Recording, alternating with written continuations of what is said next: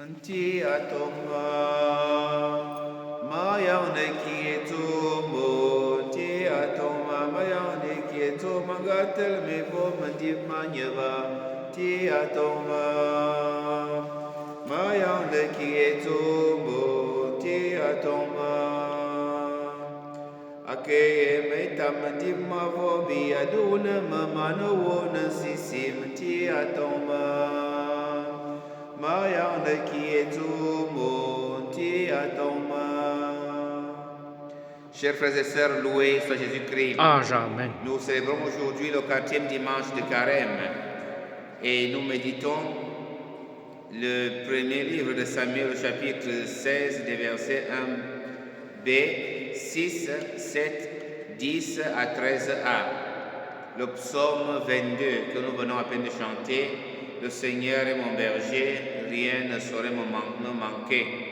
La deuxième lecture tirée de la lettre de Saint Paul apôtre aux Éphésiens, au chapitre 5, des versets 8 à 14, et l'évangile de Saint Jean, au chapitre 9, des versets 1, 6 à 9, 13 à 17 et 34 à 38. Nous sommes déjà au 4e dimanche. Notre parcours vers la Pâque tire vers sa fin. Et à cette étape vers la fin, nous avons la guérison que Saint Jean nous présente dans l'Évangile. Encore une scène de guérison, comme il y a dans les Évangiles.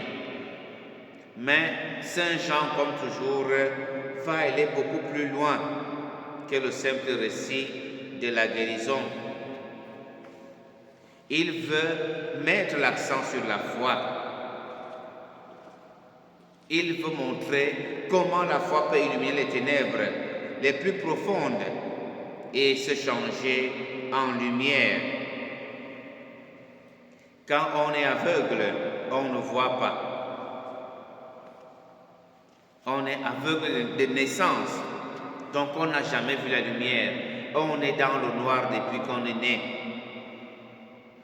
Mais la foi est capable de transpercer ces ténèbres-là et de devenir lumière. Et c'est ce qui se passe dans cet évangile. L'aveugle a cru et il voit.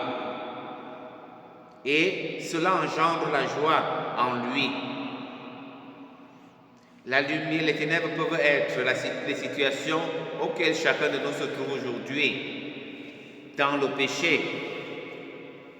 Et on a passé tellement de temps dans le péché sans avoir la lumière. Par contre, les pharisiens,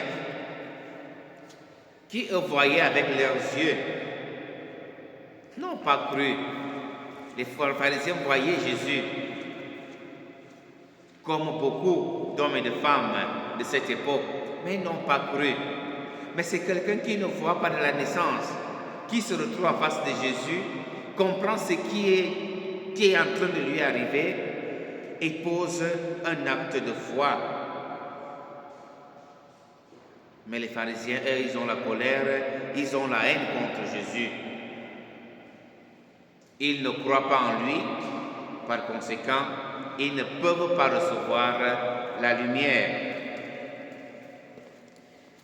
On a donc besoin, chers frères et sœurs, de rencontrer Jésus, de poser un acte de foi en lui et d'être guéri.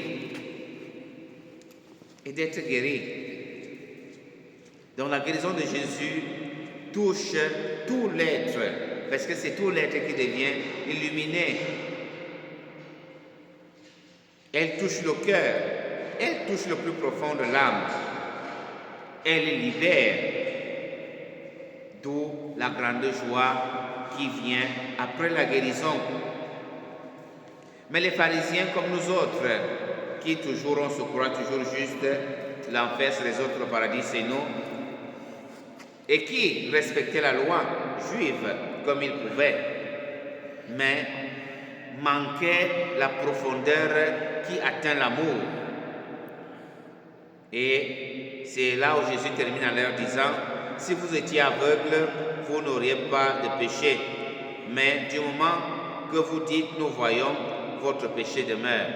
Donc, chers frères et sœurs, demandons la grâce au Seigneur en ce 4e dimanche de nous aider à le rencontrer, donner la grâce de le rencontrer pour qu'il puisse guérir notre maladie, notre cécité, comme ça que nous puissions le voir et que nous puissions également demeurer dans une grande joie.